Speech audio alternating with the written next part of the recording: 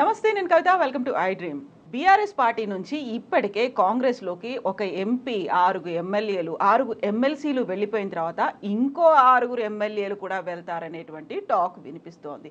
అయితే బీఆర్ఎస్ అధినేత కేసీఆర్ ఏం చేస్తున్నారు, ఆయన మదిలో ఏం కొనసాగుతోంది, మెదడు ఏం ఆలోచిస్తోంది, ఉన్నటువంటి ఆలోచనలు, సంఘర్షణలు ఏం జరగబోతున్నాయి, నెక్స్ట్ స్టెప్ కేసీఆర్ ఏం చేయబోతున్నారు? మనతో పాటుగా ఉన్నారు సీనియర్ పొలిటికల్ అనలిస్ట్ ప్రకాష్ గారు. ప్రకాష్ గారు, నమస్కారం. సో గతంలో మనం చూసినప్పుడు మిగతా పార్టీల నుంచి టీఆర్ఎస్ పార్టీలోకి వచ్చినప్పుడు బంగారు తెలంగాణ కోసం వచ్చారని చెప్పారు. ఇప్పుడు వెళ్తున్న వాళ్ళు తెలంగాణ పునర్నిర్మాణం కోసం వెళ్తున్నామని చెప్తున్నారు. అయితే అక్కడ జరుగుతోంది ఏంటి అసలు? ఇలా వెళ్ళిపోయే వాళ్ళు వెళుతున్నారు, సృష్టి ఉంటుంది కదా, పోతే పోనీ అని అలా ఏమన్నా అనుకుంటున్నారా? అసలు ఏమనుకుంటున్నారు, ఏమవుతుంది అంటే ఇది చాలా సహజ పరిణామం అనేది కేసీఆర్ గారికి తెలుసు. ఎందుకంటే తనే ఇది మొదలుపెట్టాడు మన రాష్ట్రంలో. అంటే పెద్ద ఎత్తున మొదలుపెట్టింది తనే. ఆయన ఫస్టే తెలుగుదేశంలో ఎమ్మెల్యేగా గెలిచిన తలసాని శ్రీనివాస్ యాదవ్ను ఆ పార్టీకి రిజైన్ చేయకుండా ఆయన డైరెక్ట్గా తీసుకొచ్చి మంత్రిని చేశాడు. అంటే ఆ పీరియడ్ అంతా కూడా ఆయన అదే తెలుగుదేశం నుంచి ఎలక్ట్ అయ్యే మంత్రిగా కొనసాగిండు. ఆయన రిజైన్ చేయలేదు. ఆయన తర్వాత చాలామంది వచ్చారు. 63 సీట్లున్న కేసీఆర్కే ఇతర పార్టీల ఎమ్మెల్యేలు అవసరమైతే 64 సీట్లున్న రేవంత్ రెడ్డికి ఎందుకు అవసరం లేదు? అంటే ఆయనకు తెలుసు ఇట్లా జరుగుతుందని తెలుసు. అధికారాన్ని పోగొట్టుకున్న మరుక్షణం ఆయన ఫామ్ హౌస్ పోయాడు కదా. జనరల్గా ఏం చేస్తారు, ఎవరైనా first time in the history governor దగ్గర పోయి రాజీనామా లెటర్ ఇస్తారు. బట్ ఆయన ఆ లెటర్ ఎవరితోనో ఆయన ఓఎస్డీతో పంపించాడు. ఆయన ఇక్కడి నుంచి ఆయన ఫామ్కి వెళ్ళిపోయాడు. ఫామ్కి వెళ్ళిపోయినప్పుడు ఆయన ఆలోచించిన అంశాలలో మొట్టమొదటి అంశం ఈ 39 మంది నాతో ఉంటారు. ఇదే సన్నివేశము 2000 సంవత్సరంలో 1999లో ఆయనకి ఎదురైంది. చంద్రబాబుకు ఎట్లా అధికారంలోకి రావాలో ఒక రోడ్ మ్యాప్ ఇచ్చింది కేసీఆర్. ప్రజల వద్ద పాలన, జన్మభూమి, ఇట్లాంటివన్నీ బాగా మెదడును రంగరించి ఒక 2-3 నెలలు ఆయన శోధన చేసి చంద్రబాబు ఎట్లా అధికారంలోకి రావాలో చెప్పిన వ్యక్తి ఆయన. ఆయనకు మంత్రి పదవి ఇవ్వకపోవడాన్ని ఆయన జీర్ణించుకోలేకపోయాడు. రాజ్భవన్లో ఆయన తీసుకొచ్చిన అనుచరులంతా కుర్చీలు విరగొడతా ఉంటే గన్మెన్లను వదిలేసి, కారును వదిలేసి మినిస్టర్ అప్పటిదాకా గుట్టు తప్పుడు కాకుండా ఒక ఫ్రెండ్ రామశ్రీనివాస్ అని ఈ మధ్యన చనిపోయాడు. ఆయన కారు తీయమని చెప్పి ఆ కారులో కూర్చొని రామశ్రీనివాస్తో రహస్య ప్రదేశానికి ఆయన ఫామ్ దాసర్లపల్లి దగ్గర ఉంటే కందుకూరు దగ్గర అక్కడికి వెళ్ళిపోయాడు. 4 రోజుల దాకా కేసీఆర్ ఎక్కడున్నాడో ఎవరు తెలియదు, చంద్రబాబు నాయుడు కూడా తెలియదు. అదే సంఘటన మళ్ళీ రిపీట్ అయింది ఆయన లైఫ్లో. ఇప్పుడు 39 మంది నాతో ఉంటారా అనే ఆలోచన, ఈ డౌట్ వచ్చిందా ఇమ్మీడియట్గా ఫలితాలు రాగానే? ఆయన మొదటి ఆలోచన అట్లుంటుంది, ఈ గెలిచిన వాళ్ళని ఎట్లా కాపాడుకోవాలి. తెలుసు ఆయన, ఖచ్చితంగా తెలుసు వీళ్ళెవరు ఆయనతో ఉండరు అని. పర్టికులర్గా ఉద్యమకాలం నుంచి ఎవరైతే ఉన్నారో జగదీష్ రెడ్డి లాంటి వాళ్ళు, ఇట్లాంటి వాళ్ళు ఆయనతో ఉంటారు. బట్ ఎవరైతే వేరే పార్టీల నుంచి వలస వచ్చారో అందరూ వెళ్ళిపోతారు. ఈ 12తో ఆగదు, 6గురితో ఆగదు, ఎవరు మిగిలరు. అవసరమైతే వాళ్ళందరూ కలిస్తే కనుక సంఖ్య 23 దాకా ఉందనుకోండి, 2/3 వాళ్ళకు ఉంటే వాళ్ళు విలీనం కూడా చేస్తారు ఎల్పీని, బీఆర్ఎస్ ఎల్పీని. కానీ నేనేం ఆలోచిస్తున్నా అంటే ఇవేవి కూడా కేసీఆర్ను భయపెట్టవు. బయట వాళ్ళు అనుకుంటారు, మీడియా అనుకుంటుంది, కొంతమంది విశ్లేషకులు అనుకుంటారు. ఆయన ఇటువంటి వాటిని ముందే ఊహించే వ్యక్తి. కేసీఆర్ ఎంత ఆలోచిస్తాడో ఒక మాట చెప్తాను. సపోజ్ ఎవరో ఒకరు హరగోపాల్ గారు ఆయన అపాయింట్మెంట్ అడిగారు. హరగోపాల్ ఎందుకు తనను కలవాలనుకుంటున్నాడు, హరగోపాల్ మైండ్లో ఏం ప్రశ్నలు తనను అడగడానికి, ఇది దొరికేదాకా అపాయింట్మెంట్ దొరకదు హరగోపాల్కి. అక్కడ వాళ్ళని అడగరు, కాకుండా ఈయనే ఆలోచన చేస్తాడు, ఈయన ఆలోచిస్తాడు, ఎవరిని అడగడు. హరగోపాల్ ఈ క్షణంలో నన్ను ఎందుకు కలవాలనుకుంటున్నాడు, హరగోపాల్ మైండ్లో ఎట్లాంటి ప్రశ్నలు ఉండొచ్చు, హరగోపాల్ నన్ను ఏం అడుగుతాడు కావచ్చు. ఇది ఎవరో చెప్పలేదు, హరగోపాల్ గారే మీడియాలో చెప్పారు. ఆయనే మనము ఎన్నో మనసులో పెట్టుకొని ఆయన దగ్గర పోతాం. ఆయన ఒక్క క్షణం కూడా మనల్ని మాట్లాడినాడు, బాగున్నారా అని పరామర్శించి మనం ఏం కావాలనుకుంటున్నామో అన్నీ ఆయనే చెప్తూ ఉంటాడు. తర్వాత ఇంకేమన్నా మాట్లాడతారా అంటే మనం తెల్లముఖం వేయాల్సి వస్తుంది, మనం మాట్లాడడానికి ఏం మిగిలిన సబ్జెక్ట్ అని చెప్పాడు. ఇది కేసీఆర్ యొక్క ఆలోచన తీరు. అమ్మ ఆయన నేను ఎప్పుడు చెప్తుంటాను, ఒక స్పిరిచువల్ లీడర్ అని చెప్తుంటాను. అంటే ఆయన ఏం చేస్తాడంటే ఆయన పరాకాయ ప్రవేశం చేస్తాడు ఎవరి లోపలికైనా. ఆయన ఒక డిసిషన్ తీసుకునే ముందు కూడా నేను ఈ నిర్ణయం తీసుకుంటే ఎవ్వరు ఎట్లా ఆలోచిస్తారు, సిపిఐ నారాయణ కామెంట్స్ ఎట్లుంటాయి, లోక్సత్తా జయప్రకాష్ నారాయణ ఎట్లా ఆలోచిస్తాడు, ప్రకాష్ ఏం ఆలోచిస్తాడు, చక్రపాణి ఏం ఆలోచిస్తాడు, TV9 రవిప్రకాష్ రజనీకాంత్ ఏం ఆలోచిస్తారు, ఇట్లా ఆలోచించి తనకు తనే కౌంటర్ చేసుకొని అప్పుడు బయటకు వస్తాడు ఆయన. అందుకే ఎవరమైనా రోజుకు 60,000 ఆలోచనలు వస్తాయి మనుషులకి, ఎవరికైనా 60,000 ఆలోచనలల్లో 48,000 క్వాలిటీ ఆలోచనలు కాదు, మనకు అవసరం లేని అనవసరమైనవి, ఎక్కడెక్కడనో మన మెదడు ప్రయాణించి అవన్నీ చేస్తాయి, టైం వేస్ట్ అండ్ శరీరాన్ని పాడు చేసేటివి కూడా. మనకు అవసరం లేని ప్రొడక్టివ్ ఆలోచనలు మాత్రం ఓన్లీ 12,000. అయితే ఆ 12,000 ఆలోచనలు మనల్ని ఏకాగ్రత లేకుండా చేస్తాయి. ఒక 1 minute 2 minutes కంటే ఎక్కువగా మీరు నా దిక్కే చూస్తుంటారు, మీ కళ్ళు చెవులు ముక్కు ముఖం అంతా నా దిక్కే ఉంటుంది, కానీ నేను మెదడు మాత్రం ఎక్కడో ఉంటుంది. ఇంకా నేను మాట్లాడే మాటలకు రిలేటెడ్ అంశాల మీద తిరుగుతూ ఉంటుంది, నెక్స్ట్ అడిగే ప్రశ్న మీద తిరుగుతూ ఉంటుంది. కానీ కేసీఆర్ అట్లా కాదు. కేసీఆర్ ఏకదీక్షతో నిమగ్నమై నిమిషాలు, సెకండ్లు, నిమిషాలు, గంటలు ఒకే దాని మీద ఏకాగ్రతతో ఆలోచిస్తాడు. దాన్నే మెడిటేటివ్ పవర్ అంటారు. ఆయన ఆశ్రమాలకు పోయి మెడిటేషన్ చేయడు, కానీ ఆ ఏకదీక్షతో ఆలోచించడం, ఒకే దాని మీద ఫోకస్ చేయడం అనేది ఒక అద్భుతమైన ఆధ్యాత్మిక ఏమంటారు దాని ప్రాసెస్. అయితే ప్రకాష్ గారు ఇప్పుడు అంత ఆలోచన చేస్తున్నారు, ఎక్కడెక్కడ ఏమవుతుంది, దానికి సంబంధించి వచ్చేటువంటి రిపర్కేషన్స్ ఏంటి, ఇవన్నీ ఆలోచించినప్పుడు ఇక్కడ అన్ని బోల్డ్ అని ప్రశ్నలు కనిపిస్తున్నాయి. నెక్స్ట్ ఏం జరుగుతుంది, ఎంతమంది వెళ్తారో, ఆపే ప్రయత్నం ఏమన్నా జరుగుతుందా, ఆ తర్వాత బీఆర్ఎస్ భవిష్యత్తు ఏమవబోతుంది, ఎంతమంది, ఇన్ని రకాల క్వశ్చన్స్ ఉన్నాయి. అన్నీ ఆలోచన చేసుకుని అక్కడే ఉంచుకుంటే మనకి ఎలా తెలుస్తుంది అసలు ఏం జరుగుతుంది అనేది, ఎవరికైనా ఏం అర్థమవుతుంది? ఆయన మెంటల్గా ప్రిపేర్ అయ్యాడు, ఎవరు మిగిలరు, ఉద్యమ కాలంలో తనతో ఉన్న వాళ్ళే మిగులుతారు. ఇప్పుడు ఎవరైతే ఊగిసలాడుతున్నారో వాళ్ళు అటే మొగ్గు చూపుతారు. ఎందుకంటే గెలిచిన వాళ్ళకు కొన్ని రెస్పాన్సిబిలిటీస్ ఉంటాయి. ఫస్ట్ రెస్పాన్సిబిలిటీ ఏంటంటే కేసీఆర్ గవర్నమెంట్లో విపరీతంగా పనులు చేయించారు, బిల్లులు పెండింగ్ ఉన్నాయి, పోచారం పోవడానికి ప్రధాన కారణం అది. కొన్ని కోట్ల రూపాయల డబ్బులు ప్రతి గ్రామంలో సర్పంచులకు, పార్టీ నాయకులకు రకరకాల పనులు ఇచ్చారు, బిల్లులు ఇవ్వలేదు. కేసీఆర్ కనుక ఎలక్షన్ల ముందే వీళ్ళందరి బిల్స్ సెటిల్ చేసి ఉంటే పోచారం పోయేవాడే కాదు. ఇట్లాంటి ప్రధాన సమస్యలు సంజయ్ కూడా బిల్లుల కోసం పోయాడు. ఆయన డాక్టరు, ఆయన సేమ్ సామాజిక వర్గం, ఆయన పోవడానికి ఇంకో కారణమే లేదు, కేవలం బిల్లులు. అయితే ఇవన్నీ అందరికీ పెండింగ్ ఉన్నాయి. రేవంత్ రెడ్డి చాలా క్లెవర్గా వీళ్ళ బిల్లులు మాత్రం పే చేస్తలేడు. ఆయన దగ్గర ఉన్న పరిమితమైన అమౌంట్ను కాంగ్రెస్లో కొత్త గెలిచిన వాళ్ళే బిల్స్ సెటిల్ చేస్తున్నాడు. వచ్చి రాగానే రైతు బంధు కోసం పెట్టిన డబ్బులని పొంగులేటి శ్రీనివాసరెడ్డికి, ఆ వనపర్తిలో గెలిచిన ఎమ్మెల్యేకి, ఇట్లాంటి వాళ్ళకి అందరికీ ఇచ్చేసాడు. అవి రైతు బంధు డబ్బులు, అవి అందుకే లేట్ అయింది రైతు బంధు. సో అట్లా చేయడం వల్ల ఏమవుతుందంటే ప్రజలు ఒత్తిడి ఉంది వాళ్ళ మీద, మా బిల్లులు లేవమ్మా, మాకు సూసైడల్ టెండెన్సీస్ వస్తున్నాయి, మాకు ఆత్మహత్య తప్ప వేరే మార్గం లేదు. లిటరరీ పోచారం శ్రీనివాసరెడ్డి ఒక స్టేట్మెంటు, ఆయన గవర్నర్ ముఖ్యమంత్రి ఎవరికో ఒక అల్టిమేటం ఇచ్చాడు, నేను నా పిల్లలందరం వచ్చి ధర్నా చేస్తాము మా బిల్లులు ఇవ్వకపోతే అనే స్టేట్మెంట్ వచ్చింది పోచారం అంతకుముందు, జాయిన్ కావడానికంటే ముందు. అంటే ఈ స్థాయిలో హరాస్మెంట్ ఉన్నప్పుడు తప్పకుండా వెళ్తారు కదా, ఎవరు అవుతారు? నేను మళ్ళీ చెప్తున్నాను, ఉద్యమ కాలంలో కేసీఆర్తో ఉన్న వాళ్ళు గెలిచిన ఎమ్మెల్యేలు తప్ప ఎవ్వరూ ఉండరన్న సంగతి అందరికంటే ఎక్కువగా కేసీఆర్కు తెలుసు. కాబట్టి ఇవాళ 6 పోవచ్చు, రేపు 10 మంది పోవచ్చు, లాస్ట్కు టీఆర్ఎస్ ఎల్పీ విలీనం చేయడం అనేది రేవంత్ రెడ్డి లక్ష్యం. ఆ లక్ష్యాన్ని చేరుకునేదాకా ఆయన ఆరాధన చేస్తూనే ఉంటాడు ఈ ఎమ్మెల్యేలను. మీ ఊరికి మా ఊరు ఎంత దూరం, మా ఊరికి మీ ఊరు అంతే దూరం. కేసీఆర్ ఏం చేసిండో అదే రిపీటెడ్ యాక్షన్ ఇప్పుడు రేవంత్ రెడ్డి చేస్తున్నాడు. దీనివల్ల కేసీఆర్కి ఏం ఫలితం దక్కిందో రేపు రేవంత్ రెడ్డి కూడా అదే ఫలితం దక్కుతుంది. ఆయన కూడా తట్టబుట్ట సర్దుకొని ఫామ్ హౌస్కి వెళ్ళిపోవాల్సిందే. దానికి కొంచెం టైం ఉంది కదా, ఇంకా 5 ఏళ్ల కాలం అయితే ఉంది. 5 ఏళ్ళు కూడా ఉంటుందని ఎందుకు అనుకోవాలి? ఇప్పుడు తన టీము తను తయారు చేసుకుంటున్నాడు. ఏమైందమ్మా, 63 మందిలో ఆయనతో ఉన్నది హార్డ్లీ 30 నుంచి 35 మంది.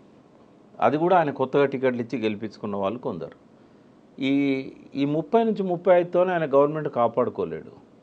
ఒక పెద్ద ఏమంటారు కల్లోలం ఇవాళ జరుగుతూ ఉంది కాంగ్రెస్లో, రాష్ట్ర కాంగ్రెస్ పార్టీలో. ఒక సముద్రంలో కదా సునామీ వచ్చే ముందు కల్లోల జలాలు ఎట్లుంటాయో, ఆ సునామీ రాకముందు ఉన్న పరిస్థితే ఇవాళ వీళ్ళ పార్టీలో ఉంది. కాబట్టి ఇవాళ Ponguleti Srinivasareddy first threat, Uttam Kumar Reddy second threat, Bhatti third threat. అక్కడనేమో అనుమానాలు మొదలైనాయి రేవంత్ రెడ్డి మీద. ఎట్లా గెలుస్తారు? బీజేపీ 8 సీట్లు ఎట్లా గెలిచింది? అందులో 4 సీట్ల మీద వాళ్ళు ఎంక్వైరీ చేసినట్టయితే ఖచ్చితంగా రేవంత్ రెడ్డి బీజేపీలో 4 సీట్లను గెలిపించాడనేది రుజువులు దొరుకుతాయి. ఈ పరిస్థితుల్లో ఒక ట్రస్ట్ అనేది ఉండదు రేవంత్ రెడ్డి మీద. అవసరానికి వాడుకుంటారు రేవంత్ రెడ్డిని. ఏదో ఒక రోజు రేవంత్ రెడ్డి ప్లేస్లో ఇంకొక చీఫ్ మినిస్టర్ వస్తాడు. ఆ పరిస్థితి వస్తుందని రేవంత్ రెడ్డి తెలుసు, ఆ పరిస్థితి వస్తుందని రాహుల్ గాంధీకి తెలుసు, ఆ పరిస్థితి తీసుకొచ్చే వాళ్ళకు కూడా తెలుసు. ఆ పరిస్థితి వచ్చినాడు ధిక్కరించి కాంగ్రెస్ను, తనతో వచ్చిన టీఆర్ఎస్ ఎమ్మెల్యేలని, బీఆర్ఎస్ ఎమ్మెల్యేలని, తను టికెట్లు ఇచ్చిన ఎమ్మెల్యేలను తను 65, 62, 63 దాకా కాపాడుకోవాలి. కానీ బిగ్ డ్రీమర్ రేవంత్ రెడ్డి. ఆయన 70, 80 దాకా తన సంఖ్యను తీసుకుపోవడానికి ఎవరితోనైనా అండర్స్టాండింగ్కి వస్తాడు. ఇవాళ చంద్రబాబును దించాడు, రేపు మోడీతో ఉన్న సయోధ్యను ఉపయోగించుకొని ఆ బీజేపీ 8 మంది ఎమ్మెల్యేలను కూడా తీసుకొస్తాడు. ఆ ఈడీని, సిబిఐని తనకు దరికి రాని ఎమ్మెల్యేల మీదకి పంపిస్తాడు. ఏదైనా జరగవచ్చు. ఇప్పుడు ఏదైనా జరగవచ్చు. రేవంత్ సర్కార్కి కావాల్సినటువంటి ఆ మద్దతు ఎమ్మెల్యేల దగ్గర నుంచి లేదు అనుకున్నప్పుడు కేసీఆరే ఒక రకమైన స్ట్రాటజీని ఉపయోగించి తనకున్నటువంటి ఈ ఎక్స్పీరియన్స్ ఇంతకాలం జరిగిందంతా చూసిన తర్వాత ఆ దిశగా ఎందుకు ఆలోచించలేకపోయారు మరి? కేసీఆర్కి ఇప్పుడు ఒక మంచి సమయం దొరికిందమ్మా. ఆయన ఒకటి ఫస్ట్ హెల్తీగా ఉండడానికి రిలాక్స్ కావాల్సిన అవసరం ఉంది. రెండవది మళ్ళీ లేవడానికి వాళ్ళు ఏమంటున్నారు, వాళ్ళ పార్టీ వాళ్ళు ఫీనిక్స్లో నుంచి కేసీఆర్ మళ్ళీ లేస్తాడు ఒక పక్షిలాగా, ఫీనిక్స్ పక్షిలాగా. నేనేమంటున్నా, అంత అధ్వాన్నమైన పరిస్థితి మీకు లేదు బాబు, బూడిద కాలేదు మీరు. ఇవాళకి మీకు గ్రామాలలో వార్డు మెంబర్ల దగ్గర నుంచి జిల్లా పరిషత్ చైర్మన్ల దాకా పటిష్టమైన లీడర్షిప్ ఉంది, 60 లక్షల మెంబర్షిప్ ఉంది, క్రియాశీలక కార్యకర్తలు ఉన్నారు. చేసిన తప్పేందంటే వాటిని అనుసంధానం చేయలేదు. ఒక దారం సూది పట్టుకొని పూలన్నీ వెతుక్కుంటూ కూర్చుకుంటూ పోయినట్టయితే కేసీఆర్కి ఒక అద్భుతమైన మాల ఏర్పడుతుంది, లీడర్షిప్ మాల. ఆ పని చేయడానికి ఇప్పుడు ఆయనకు ఆ విశ్రాంత సమయాన్ని ఉపయోగించుకున్నట్టయితే ఒక్కటి గుర్తుపెట్టుకోండి, కేసీఆర్ బలం ఎమ్మెల్యేల స్ట్రెంత్లో లేదు, కేసీఆర్ బలం ఎమ్మెల్సీలలో లేదు. కేసీఆర్ బలం ప్రజల లోపల రేకెత్తుతున్న కొత్త ఆలోచనలు, పశ్చాత్తాపం లోపల ఆయన బలం ఉన్నది. ఇవాళ జేకొట్టిన చేతులే ఇవాళ నిరుద్యోగుల పిడికిళ్ళై బిగిస్తున్నారు. ఏ బొగ్గు గనులలోనైతే 100% ఓట్లు కాంగ్రెస్కి వచ్చినాయో ఒక్క సీటు కూడా రాలేదు బొగ్గు గనుల ప్రాంతంలో. ఆ బొగ్గు గనుల లోపలనే ఇవాళ మంట మండుతున్నది, గనులు వేలం వేసినందుకు. రైతుల లోపల అసంతృప్తి కాళేశ్వరం నీళ్లను ఏసంగి పంటలకు ఇవ్వకుండా మార్చిన నాడే మొదలైంది. మళ్ళీ ఆత్మహత్యల దిక్కు సమాజం పోతున్నది, చేనేతకారుల ఆత్మహత్యలు పెరుగుతూ ఉన్నాయి. ఇవన్నీ కేసీఆర్ బలం అమ్మ. ఈ ప్రజల లోపల వస్తున్న అయ్యో మేము తప్పు చేశామనే ఒక పశ్చాత్తాపం, అది 1% ప్రజల్లో ఉన్నా కూడా అందులో కేసీఆర్ బలం ఉంది. నిరాశ నిస్పృహల్లో కేసీఆర్ బలం ఉన్నది. అయ్యో కేసీఆర్ ఉన్నప్పుడు ఇట్లా జరగలేదే అనే ఆలోచనలల్లో కేసీఆర్ బలం ఉన్నది. ఆ ఆలోచనలే పెట్టని కోట. నేను ఇంకా కొంచెం పోయిటిక్గా చెప్తాను. తొలి సంధ్య వేళలో తన కిరణాలతోని వెలుగులు పంచి మండు టెండల్లా కొలిమిలాగా మారి అస్తమిస్తున్న సూర్యుడు రేవంత్ రెడ్డి. మసక చీకట్లు తొలగిపోతుంటే సూర్యోదయం అడుగులేస్తున్నవాడు కేసీఆర్. కాబట్టి భవిష్యత్తు కేసీఆర్ తప్ప భవిష్యత్తు రేవంత్ రెడ్డి కాదు. అయితే ఇప్పటికి ఉన్న వాళ్ళందరూ వెళ్ళిపోయిన తర్వాత, ఎమ్మెల్యేలందరూ వెళ్ళిపోయిన తర్వాత, గతంలోనే ముందు నుంచి టీఆర్ఎస్ పార్టీ కోసం పనిచేసినటువంటి కార్యకర్తల్ని నాయకులుగా ఎదగనివ్వలేదు, లేకుంటే వాళ్ళకి సరైన అవకాశాలు ఇవ్వకుండా పక్క పార్టీల నుంచి తెచ్చుకున్నారు అనుకున్నప్పుడు అక్కడ ఒక అసంతృప్తి ఉంది. ఇక్కడ నుంచి వెళ్ళిపోతున్న వాళ్ళలో ఇక్కడ ఒక గ్యాప్ అనేది కూడా ఏర్పడుతుంది. దీన్ని ఎలా ఫీల్ చేసుకుంటారు? మీరు అన్నట్టుగా ఇప్పటికే అయితే ఫామ్ హౌస్కి వచ్చిన వాళ్ళని కలుస్తున్నారు, అంతకుమించి పెద్ద కార్యాచరణ ఏమీ కనిపించట్లేదు. ఇవన్నీ అన్నప్పుడు మళ్ళీ తిరిగి ఆ బలాన్ని ఎలా పునరుద్ధరించుకుంటారు? ఒకటి, తను చేసిన తప్పులను సమీక్షించుకోవడానికి ఇది ఒక మంచి సమయం. ఆ తప్పులను ఎవరైతే బాధితులు ఉన్నారో వాళ్ళతో పంచుకోవడానికి పొరపాటు జరిగింది, ఇప్పటి నుంచి మనం మంచిగా పోదాం, నేను మళ్ళీ అటువంటి రిపీట్ చేయను అనే ఒక విశ్వాసాన్ని, నమ్మకాన్ని ఆ క్యాడర్లో కలిగించాల్సిన అవసరం ఉంది. రాజకీయాల్లో ఎవరు పనికిరాని వాళ్ళు కాదు, క్రికెట్లో ఏ బాల్ కూడా పనికిరానిది కాదు. ప్రతి బాల్ను అవసరమైతే ఉపయోగించుకునే విధంగా బ్యాట్స్మెన్ సిద్ధంగా ఉండాలి. ఇక్కడ కూడా ఒక లీడర్ అనేవాడు చిన్న గడ్డి పొరక లాంటి ఒక చిన్న గ్రామీణ స్థాయి వ్యక్తిని కూడా దూరం పెట్టకూడదు. ఆయన చేసిన తప్పది. మానవ సంబంధాలు, దానికి సంబంధించిన అంశాలలో ఆయన చాలా తప్పులు చేశాడు. అంటే relationship is key to the success అంటారు. ఎగ్జాక్ట్లీ రిలేషన్షిప్ అనేది ఆయన మెయింటైన్ చేయలేదు ఎవరితో. Not even ministers, not even MLAs, not even ఆయన ఎమ్మెల్సీలు, ఆయన కుటుంబ సభ్యులు ఎవరితో కూడా రిలేషన్షిప్ అనేది ఆయన మెయింటైన్ చేయలేదు. తాను ఒక్కడే అయిపోయాడు. ఆయన ఏకాంత జీవితం గడిపాడు. మానసికంగా కూడా ఏకాకి అయిపోయాడు. థింక్ ట్యాంక్ లేదు, ఆయన చుట్టూ ఎవరు లేరు. ఇవాళ దాన్ని ఓవర్కమ్ కావాల్సిన అవసరం ఆయనకు ఉంది. రియలైజ్ అయ్యారా? ఆయన రియలైజ్ అయితేనే ఆయనకు భవిష్యత్తు ఉంటుంది. లేకుంటే ఈ గ్యాప్లో ఇంకొక పార్టీ వస్తుంది. ఒకటి రావచ్చు, రెండు రావచ్చు. ఇవాళ రేవంత్ రెడ్డి సీఎం అయిన తర్వాత ఒక 10-15 మంది తయారయ్యారు. మేము కూడా సీఎంలం అవుతాం, మేము కూడా ఆయనలాగా ప్యాషనేట్గా ఆలోచిస్తాం. మనం మాట్లాడుకుంటాం కదా, ప్యాషనేట్గా ఉంటే ప్రకృతి సహకరిస్తుంది అని. సో నథింగ్ ఈజ్ ఇంపాసిబుల్ అని చెప్పి జగ్గారెడ్డి తయారయ్యాడు, తీన్మార్ మల్లన్న తయారయ్యాడు, చాలామంది. ఇంకా ఇట్లా చెప్పుకుంటూ పోతే ఒక 10-15 మంది మేమెందుకు సీఎంలం కాలేము, రేవంత్ రెడ్డిగా అయినప్పుడు మేమెందుకు కాలేము. రేవంత్ రెడ్డి మినిస్టర్ కూడా కాలే కదా, మరి చాలామంది మాజీ మంత్రులు కూడా మేమెందుకు సీఎం కాకూడదు, ఆయన పక్కనే ఉన్నారు అందరూ. మేమెందుకు సీఎం కావద్దన్న వాళ్ళు ఆయన పక్కన ఉన్నారు, కేసీఆర్ గారు పక్కన ఉన్నారు. వీళ్ళలో జ్వలించే ఆలోచనలు ఒక రూపం తీసుకున్నట్టయితే నెక్స్ట్ ఎలక్షన్స్కి ఒకటి కూటమి ఏర్పడుతుంది. జనసేన, టీడీపీ, బీజేపీ కూటమి. నా గెస్ కరెక్ట్ అయితే ఆ కూటమికి నాయకుడు రేవంత్ రెడ్డి అవుతాడు. కాంగ్రెస్ ఎస్, ఆయనకి ఏంటంటే ముఖ్యమంత్రి కావడం మీద ఉన్న ఆసక్తి కాంగ్రెస్ను బలోపేతం చేయడం మీద ఎప్పుడూ ఉండదు. కాంగ్రెస్లో పుట్టలేదు, కాంగ్రెస్లో పెరగలేదు, ఆయన కాంగ్రెస్లో అంతం కాడు. కాబట్టి డెఫినెట్గా ఈ will start is own party. లేకపోతే ఆ సంఘటనకు నాయకుడు ఆయనే అవుతాడు. చంద్రబాబు నాయుడుకి కానీ, బీజేపీకి కానీ, జనసేనకు కానీ అంతకంటే నమ్మకమైన నాయకుడు ఇంకొకరు దొరకరు. కాబట్టి అదొక ఫోర్స్ రేపు కేసీఆర్ను డెఫినెట్గా ఎదుర్కొంటుంది. దాంతోనే మెయిన్ స్ట్రగుల్ అవుతాడు ఆయన. కాంగ్రెస్ అనేది రేవంత్ రెడ్డి లేకపోతే థర్డ్ ప్లేస్కి వెళ్ళిపోతుంది. కాబట్టి మెయిన్ బీఆర్ఎస్ ఎవరితో ఎదుర్కోవాలన్నప్పుడు ఈ కూటమితోనే ఎదుర్కొంటుంది. ఒక అన్నం ఉడికిందా లేదా అని ఒక చిన్న మెతుకుని పట్టుకొని టెస్ట్ చేసినట్టుగా నిన్న చంద్రబాబు నాయుడుకు ఇక్కడ ఏదైతే స్వాగతం పలికారో, ఇక్కడ క్రియేట్ చేసిన ఆ పసుపుదనం ఏదైతే ఉందో అదొక సూచనలాగా మనం అర్థం చేసుకోవచ్చు. రాబోయే రోజుల్లో మళ్ళీ చంద్రబాబు నాయుడు తెలంగాణలో చక్రం తిప్పుతాడు. ఈరోజు భేటీలో ఇదొక టర్నింగ్ పాయింట్ కాబోతున్నది చంద్రబాబు నాయుడుకి. సో ఇవన్నీ ఇంత వేగంగా రాజకీయ పరిణామాలు మారుతూ ఉన్నాయి, లేకుంటే మీరు చెప్పినట్టుగా సరికొత్త పార్టీలు లేకపోతే సరికొత్తగా కూటములు, సరికొత్త లీడర్లు బయటికి ఎమర్జ్ అయ్యి రాబోతున్నారు అనుకున్నప్పుడు ఇప్పుడు కేసీఆర్ చేయబోయేటువంటి రాజకీయం లేకుంటే చేసే ఆలోచన అనేది, ఒక ఎగ్జిక్యూషన్ అనేది ఎలా ఉండాలంటారు? తన నమ్మకస్తులు ఎవరు అనేది ఆయన వడబోసుకొని వాళ్ళని తన వెనుక పెట్టుకోవాలి. ఒక సైన్యాన్ని తయారు చేయాలి, ఆయన పార్టీని ప్రక్షాళన చేయాలి. ఎవరైతే భవిష్యత్తులో లీడర్స్గా ఎదిగే అవకాశం ఉందో వాళ్ళకే బాధ్యతలు అప్పచెప్పాలి. ఎంత పెద్ద మాజీ మంత్రి కావచ్చు, లేకుంటే తనతోని ఈ 10 ఏళ్లలో సహచరుడుగా ఉన్న వ్యక్తి కావచ్చు, అతను ఉపయోగపడు, ప్రజల లోపల అతని పట్ల తిరస్కార భావం ఉన్నదనుకున్నప్పుడు పక్కకు పెట్టాలి. రిలేషన్షిప్ మెయింటైన్ చేయాలి, కానీ లైమ్ లైట్లోకి తీసుకురాకూడదు. ఫస్ట్ ఏంటంటే ఆయన చుట్టూ ఉన్న కోటరీని మార్చాలి. కోటరీలో చెడ్డవాళ్ళు ఉన్నారని నేను అనట్లేదు, బట్ వాళ్ళ మీద ప్రజల లోపల ఒక చెడ్డ అభిప్రాయం ఏర్పడ్డది. ఎప్పుడు చూసినా కేసీఆర్ కుడిపక్క ఈయన ఉంటాడు, ఎడమ పక్క ఆయన ఉంటాడు, ఇంకొక ఆయన వెనకాల ఉంటాడు, ఒక ఆయన ముందు అందరినీ కదిలిస్తుంటాడు. ఈ 10 ఏళ్ళు వీళ్ళే కదా అందరినీ కలవకుండా చేసింది, ఆపింది, దూరం చేసింది. వాళ్ళంతా గొప్ప వాళ్ళే కావచ్చు, వాళ్ళకి పెద్ద పెద్ద పదవులు ఉండి ఉండొచ్చు, పెద్దల సభలో సభ్యులుగా కూడా ఉండి ఉండొచ్చు. బట్ ఇవాళ భవిష్యత్తు కోసం కొంచెము లైమ్ లైట్లో ఉండకుండా వాళ్ళని వాళ్ళు లో ప్రొఫైల్లో పెట్టుకోవాలి, లేకపోతే ఈయన పెట్టాలి వాళ్ళను.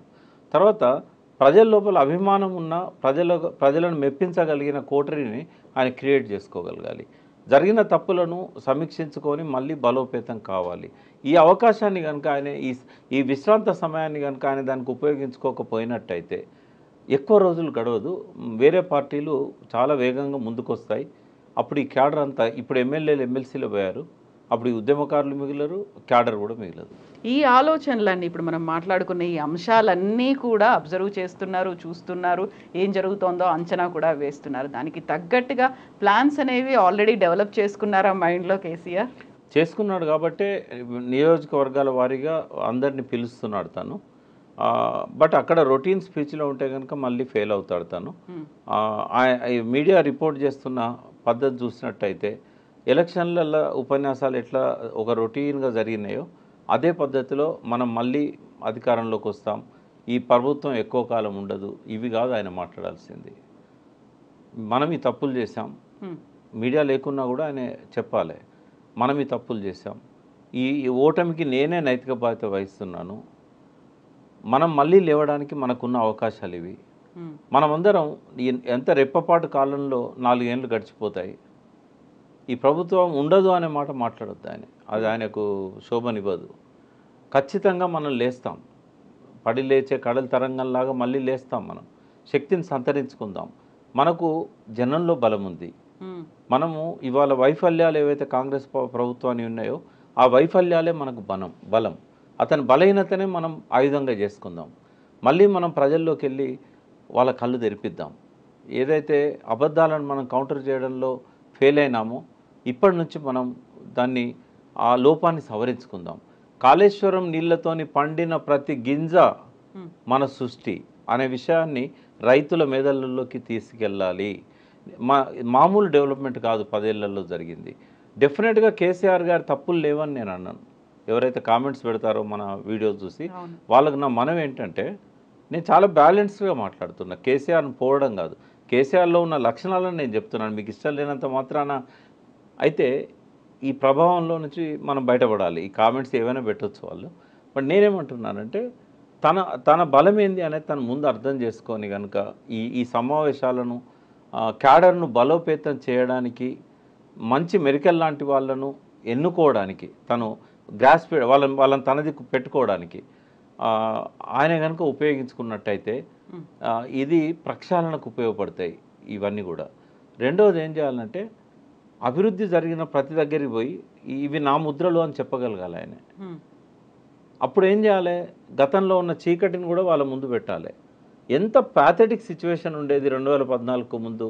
ఎక్కడ చూసినా రైతుల ఆత్మహత్యలు, కరెంటు లేక ట్రాన్స్ఫారాలు పేలిపోవడాలు, తర్వాత పొలాలన్నీ కూడా బీళ్లుగా మారడాలు, చెరువులన్నీ కూడా కుంటలు చెరువులన్నీ తుమ్మ చెట్లతో నిండిపోవడము, ఇవన్నీ కూడా మిషన్ కాకతీయ ద్వారా తను చేసిన కృషి, మిషన్ భగీరథ ద్వారా ఇంటింటికి నీళ్ళు ఇచ్చిన కృషి. ప్రతి దానిలో రంధ్రాన్వేషణ చేసిన వాళ్ళకు డెఫినెట్గా రంధ్రాలు దొరుకుతాయి. కాబట్టి పర్ఫెక్ట్ అనేది ఎక్కడ ఉండదు. మిషన్ భగీరథలో కూడా పర్ఫెక్షన్ లేదు, బట్ ఎక్సలెన్స్ ఉంది. 90% సక్సెస్ అయ్యారు వాళ్ళు. ఈ విషయాలన్నీ ప్రజల ముందు తీసుకెళ్ళాలి. నిరుద్యోగులతో కేసీఆర్ మీట్ కావాలి, కేటీఆర్ కాదు. నిరుద్యోగులను కొన్ని వేల మందిని సమీకరించి తను చెప్పాల్సిన అంశాన్ని వాళ్ళతో చెప్పాలి. తను నిజంగానే తను ఏం పొరపాట్లు చేసిండో ఒప్పుకోవాలి. హైయర్ ఎడ్యుకేషన్కి సంబంధించి తను నిర్లక్ష్యం చేశాడు. బహిరంగంగా యూనివర్సిటీ అధ్యాపకులను పిలిచి మీటింగ్ పెట్టి ఒప్పుకోవాలి. ఒక ఇన్సిడెంట్ చెప్తానమ్మా. నాయకుడు వైఫల్యాలను స్పోర్టివ్గా తీసుకునే ఒక సంఘటన చెప్తాను. తెలంగాణ సాయుధ పోరాటం సమయంలో ఒక ఊరికి ఆ పోరాటాన్ని నిర్మించిన దేవులపల్లి వెంకటేశ్వరరావు గారు వచ్చారు. ఆయనే చెప్పాడు నాతో, స్వయంగా చెప్పిన విషయం. ఆ ఊర్లో ఒక లంబాడి తల్లి ఉంది.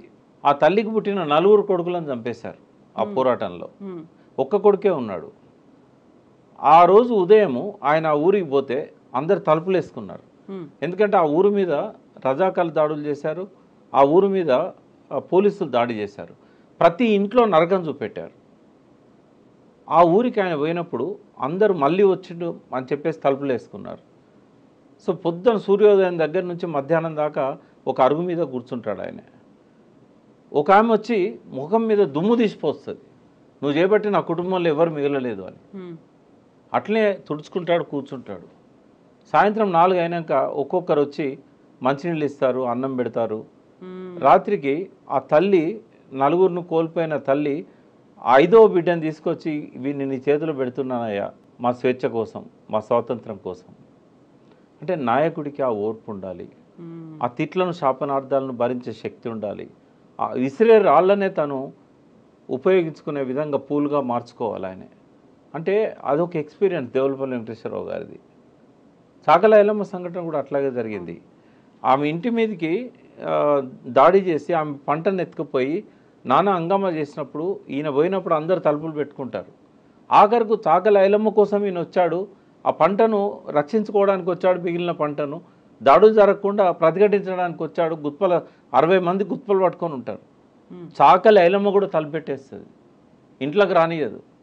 పక్క ఊర్లో పోతారు తిండి కోసం. అప్పుడు ఈమె స్వయంగా రియలైజ్ అయ్యి వాళ్ళ దగ్గర పోయి, మీరు మా కోసం వచ్చారు, మమ్మల్ని క్షమించండి, మేము తలుపులు తీయలేకపోయినాం, భయపడ్డాం, మీరు మా ఇంటికి రండి, ఏమవుతుంది అవుతుంది, మీకంటే మాకు ప్రాణం ఎక్కువ కాదు అని అంటది. అంటే ఈ లీడర్షిప్ లక్షణాల గురించి చెప్తున్నాను, ప్రజల లోపల మార్పు ఎట్లా వస్తుందో చెప్తున్నాను. సో నిరాశ నిస్పృహల్లో ఉన్న నాయకత్వానికి ఇలాంటి విషయాలు చెప్పి వాళ్ళని మళ్ళీ పంపాలి. అంత అధ్వాన్నమైన పరిస్థితి టీఆర్ఎస్కు లేదు. అది ఫీనిక్స్ పక్షిలాగా బూడిదలోంచి లేవాల్సిన అవసరం లేదు. ఎవరు ఆ మాట వాడాల్సిన అవసరం లేదు. ఇప్పటికీ బలమైన పార్టీగా ఉంది. నాయకులతోని బలాన్ని అంచనా వేయద్దు. ప్రజల ఆలోచనలలో నుంచి ఉద్యమ కొనసాగింపు, వారసత్వ కొనసాగింపులో నుంచి, ఆ ఉద్యమ స్ఫూర్తిలో నుంచి కేసీఆర్ మళ్ళీ లేవాలి. ఎస్ ప్రకాష్ గారు, థ్యాంక్ యూ సో మచ్ అండి. Thank you.